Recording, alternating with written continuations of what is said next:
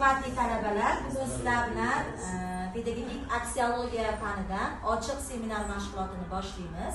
Bugungi o'tadigan mavzuyimiz asosiy aksiologik muammolar va ularning pedagogik fikrlar taraqqiyotidagi rivoji. Bugun darsimizda kim qatnashmayapti? Sevdora kim yo'q bugun darsimizda? Masrur aka. Rahmat. Bugungi darsimizda rejasi shuni yozib olamiz daftarimizga.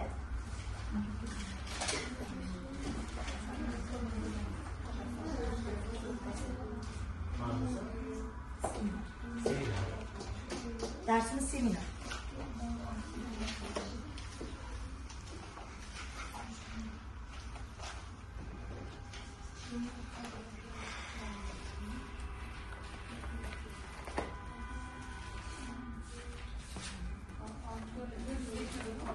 Dördüz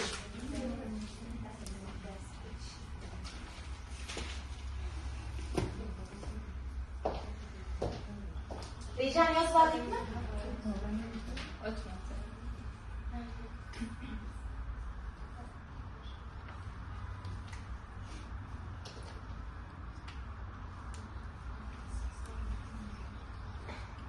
Xo'p, demak rejani yozmagan bo'lsak, bir o'tgan mavzuga bir qadar nazar tashlab olamiz, eslab olamiz. O'tgan darsimizda biz qadriyatlar aksiologiyasi degan mavzuni o'tganmiz. Qadriyat degani nimani tushunamiz o'zi? Qadriyat. Maftuna.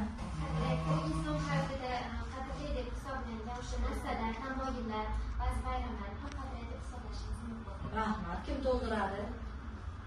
Qadriyat degani nimani tushunamiz?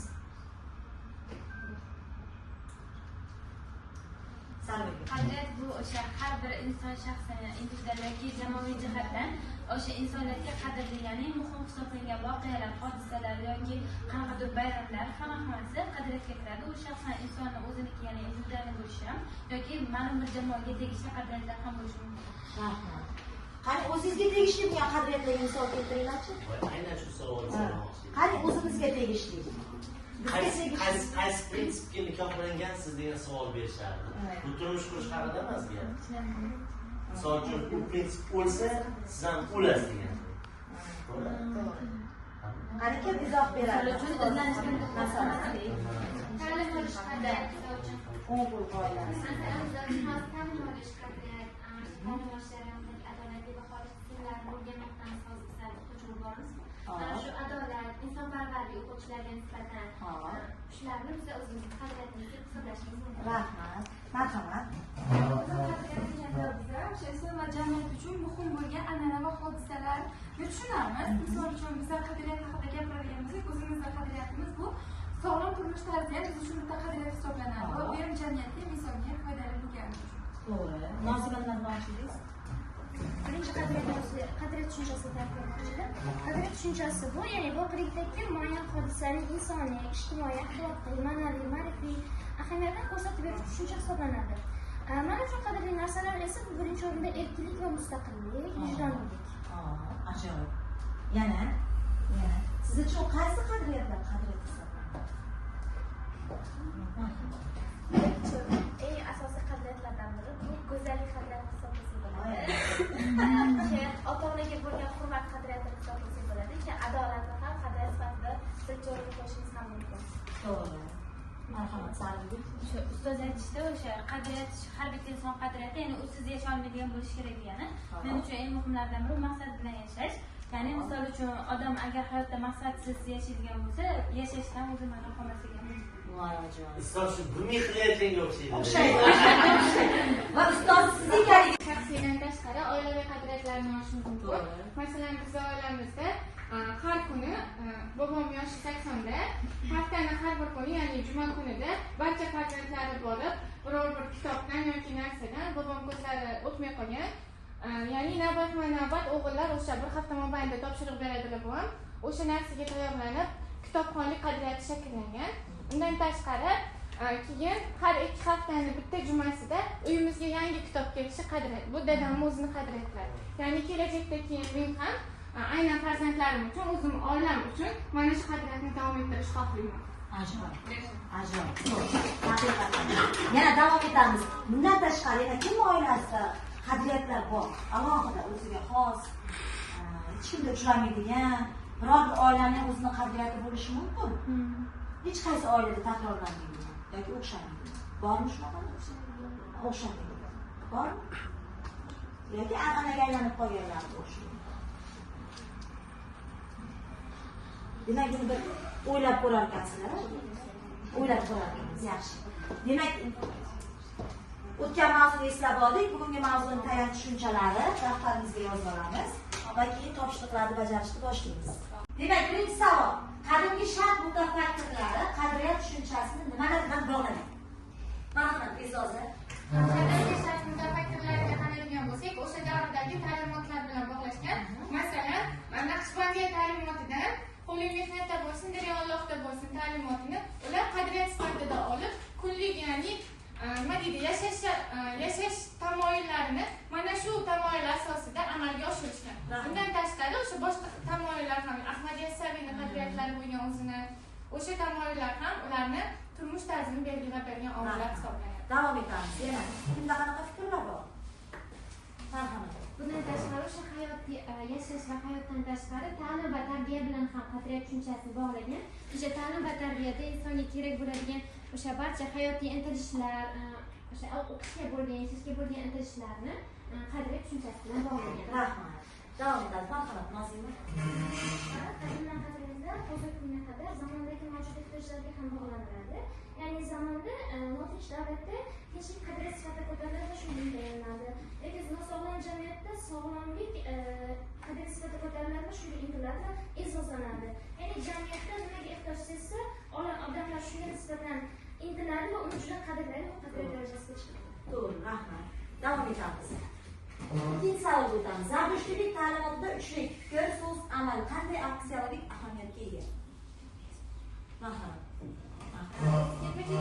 Ya'ni insonda avvalo ezgu fikr, ezgu so'z bo'lsa, ezgu amallar tarbiya etiladi. Ezgu amallar esa jamiyat hayotini, butunlay qadriyatlarni, o'sha ezguliklar qadriyat sifatida aylanishiga zamin yaratadi. Rahmat. To'ldiradiganlar bor? Marhamat, Iroda. aksiologiya o'sha qadriyat dedik. Zardushtiylik ta'limotiga kiradigan bo'lsak, ya'ni zardushtiylik ta'limotidagi so'z, fikr, amalning o'zining ya'ni qadriyati bor, ya'ni fikrlashda yoki bo'lmasam so'zni yoki amalning o'zining ma'lum bir qolip qadriyati bor. O'shani to'liq amalga oshirish jarayoni hisoblanadi. Hop, antik davr g'arb falsafasida qanday fazilatlar asosiy qadriyatlar hisoblanadi? G'arbga qaraymiz.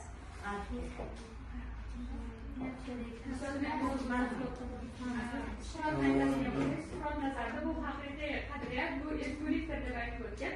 Arastu esa bu oliy qadriyat, bu baxt deb aytib ta'kidladi. G'arb falsafasida 3 ta asosiy tushunchani ilgari surishimiz mumkin. Birinchisi go'zallik, ikkinchisi yaxshilik, uchinchisi adolat. Shuning uchun haligiga javobim shunga rahmat. Suqrot va Arastuning qadriyatlarga doir qarashlari qanday o'zgardi? Ochamiz. Suqrot nazarida o'sha eng yaxshi qadriyatlarni haqqoniylik deb aytish mumkin yoki yaxshilik ham deyishimiz mumkin. O'rta asrlarda qadriyatlar tizimi qanday omillar ta'sirida shakllanadi? Diniy ta'limotlar. Rahmat. Endi biz keyingi topshiriqqa o'tamiz. Demak, hurmatli talabalar, ikkinchi topshiriq sizlarda chet el olimlarining pedagogik aksiologiyaga doir qarashlari mavzusidagi toifalash jadvalini to'ldiramiz. Daftaringizni ochinglar, yozamiz. Demak, birinchisi qadimgi sharq falsafasida dunyoga qadriyatli munosabatlarning aks etishi, qadimgi g'arb faylasuflarining qadriyatga doir sharhlari va o'rta asrlarda qadriyatli ongning taraqqiy etishini 3 ta ustun qilib daftarimizga yozib chiqamiz. Hurmatli talabalar, Aflotun tasnifi bo'yicha quyida keltirilgan qadriyatlarni turkumlashtiring. O'lchov, mo'tadillik, vaqt bilan bog'liqlik, ikkinchisi go'zallik va komillik, uchinchisi aql va tafakkur, to'rtinchisi idrok etish va bilimlarni chaqiruvchi qalbning lazzatlanishi, beshinchisi yuksak go'zallik. Mana shu qadriyatlarni turkumlashtiramiz daftarimizga. Uchinchi topshiriq deb yozamiz.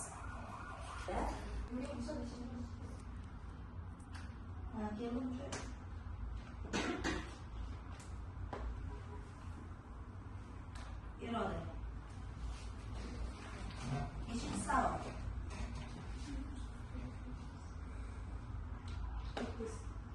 30. O'tgan asrlarda o'zbek xonadonlarida kuyovlikka nomzodlarga qizning otasi bir topshiriq berish orqali ularni sinab ko'rgan. Natijada ularning fahm farosati, isrofgarligini va chekish chekmasligini bilib olishgan. Savol: qizning otasi kuyovlikka nomzodlarga qanday topshiriq bajartirgan? Mantiqiy savol. Anor yedirgan, chunki anorda ochgan paytda tili sochilib ketsa o'sha nimalarni yig'ib, keyin agar qo'liga to'plab, og'ziga maqsa, nos chekadi yoki chekmasiga o'sha paytda nos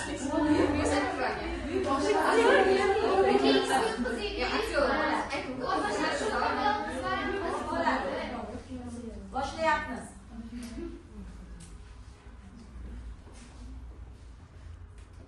Muqaddas. Boshladikmi? Tanla. 9 baroqasi. Bilish jarayonida idrok muhimligini ta'kidlagan Yunon faylasufi kim? Arastu. Maftuna.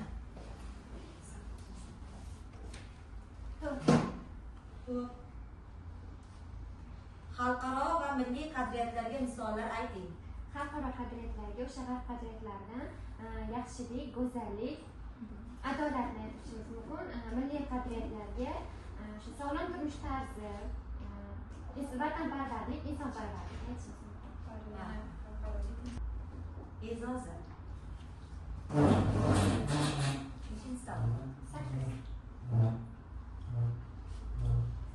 Xalqaro va milliy qadriyatlar pedagogik jarayonda qanday qarama-qarshiliklar keltirib chiqaradi?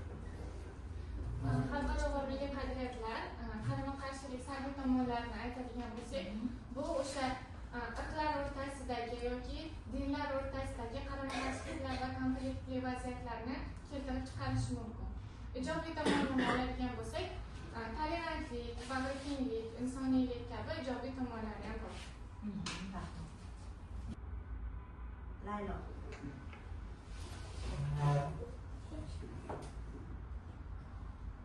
Aksiologiya qachon mustaqil falsafiy ta'limot sifatida shakllandi?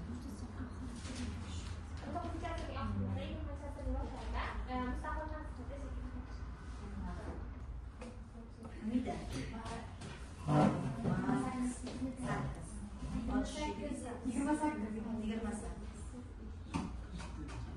Shaxsiy manfaatlar va umumiy qadriyatlar qarama-qarshi bo'lsa, qaysi biri ustun bo'lishi kerak? Ustun bo'lishi kerak. Ajoyib. To'g'ri. Barno.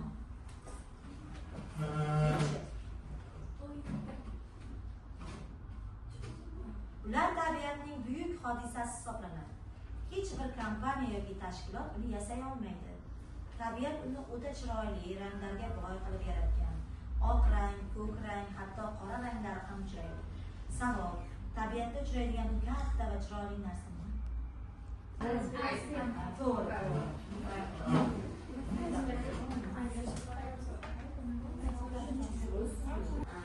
Va hammalaringni baholarini keyingiga qo'yaman. Bugungi darsimiz 0.6 ball bilan baholanadi va 0.6 ball olgan talabalarimiz Sarvigul, Sevdora, Muqaddas, Nozima, E'zoza, Laylo 0.6 ball bilan baholanishdi. Bu yoqdan Gulyuz 0.6, Maftuna 0.6 ball bilan baholandi. Qolgan talabalarimiz 0.5 ball bilan baholanishdi. Hammalaringni baholaringni Xrimsga qo'yib qo'yaman. Juda ham faolsizlar, yaxshisizlar. Keyingi darsga sizlar bilan yangi mavzu o'tamiz. Mavzuyimiz uyga vazifani yozib olinglar. Aksiologiyada pedagogik fikrlar taraqqiyoti degan mavzuga ma'ruzada eshitib, o'rganib va mustaqil tarzda tayyorgarlik ko'rib kelasizlar. Uyga vazifa shundan iborat. E'tiboringlar uchun rahmat.